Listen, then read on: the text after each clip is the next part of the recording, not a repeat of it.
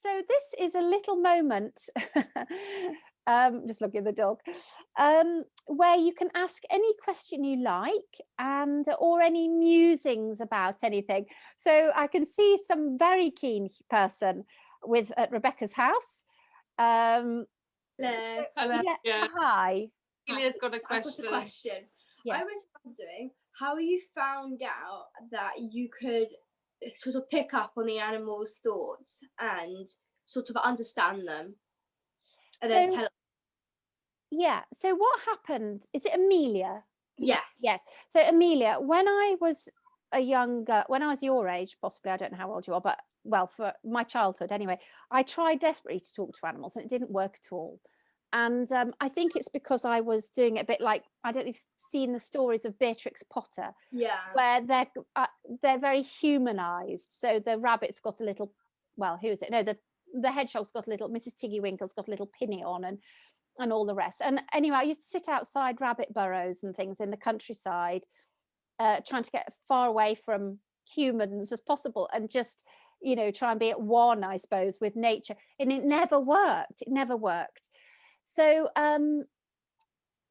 what happened was, over many years, after my son was born, he was a very busy sort of person, and I had to meditate a lot to stay calm. So every evening I'd be meditating in front of my fire, because he hummed all the time. He made this little humming noise, and so I just wanted peace. And I was quite a young person. I was about 22 when I had my son, and so I meditated a lot, and I was also still doing the same thing, but more in an adult way, of trying to really link to nature and wanting to really connect to I suppose, the divine in nature is how I would, the spiritual essence of a tree, not just seeing it as a tree. I wanted to talk to everything. And it took many years, actually. And over time, I wasn't trying to do it for that reason. I was actually it was a spiritual practice, if you like, just meditation and what have you. And I'm a druid. I suppose that's the best description. I wouldn't have called myself a druid then, but it's kind of like an earth-based spirituality. And so over time, I developed my psychism. And to me, psychism is when we pick up from another person their energy. So I'm using my energy body to pick up information from another person's or another being's energy body. So that developed through meditation and what have you. And I did readings for people with cards, like tarot cards or other cards.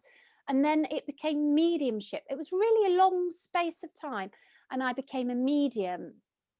Before I even believed that spirits went on, I was not completely convinced, even though it was happening for me, that spirits continued on after death. So I was talking to human spirits once they'd passed into spirit, once they'd died.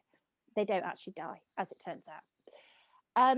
And then finally, about 13, 14 years ago, I'm 53 now, I had 24 animals at the time, and somebody gave me a book and said, have you seen this animal communication thing? And ridiculously, even though I was a professional medium at the time, people were paying me to talk to their loved ones and to do readings for them, I hadn't even heard of animal communication, i.e. I had given up believing it was possible when I was a child. And then I went, oh. And so I just read the book. It's the same as mediumship, apart from you go down to your heart. It's a heart-to-heart communication. So you're not using your head mind to try and telepathize. You're dropping down to your heart and be quite calm, so that I communicate with them from my heart. And at that point, Amelia, I talked to my mare. I had a little female pony. Well, I had a few ponies. And so I went out almost with the book in my hand, the how to do it. But that's a bit of a joke. I just went out, having just read the book, thought I'll go and try it on my mare. And I just said to her from my heart, how are you? And I heard her, just because I'd already trained in mediumship. I knew when it was my internal dialogue. Well, you can never completely tell, but I'd got a pretty good idea when it was my own internal dialogue and when it was coming from outside of me, that and I heard her say, will I ever see my family again? So I said, how are you? And she said, will I ever see my family again? And I felt terrible, really bad, because I'd bought her and I paid money for her, and she'd come with her half brother, thank God. But my guilt and shame was so bad that I didn't speak to another animal for another year. And I didn't know I was feeling shame and guilt. It's like my brain went into some sort of denial. It was ever so strange. And then a year after, somehow I started again, and I was overwhelmed because, like I said, I had 24 animals. If you count every goat, pony, pig, we had pigs, dog, cat, guinea pig, duck.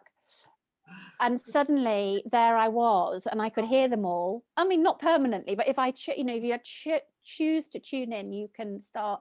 You don't hear it like a sound, but it's kind of like a clairaudience. And it was overwhelming. And I thought some of them were really, really happy, and they weren't. So my pigs, I thought, were really happy. We had a really nice setup for my pigs. They were not happy at all. They were so bored. And so it was quite a challenge. Yeah. So this is why I teach it. I haven't taught for a couple of years, but I'm teaching again now, and I'm doing an apprenticeship online if anyone's interested, because I believe all of us can learn how to do it. And I think it took me so many years to do it, painfully practicing, not just for animal communication, but I call it seership as a whole. I learned to do the psychism, the mediumship, and blah, blah.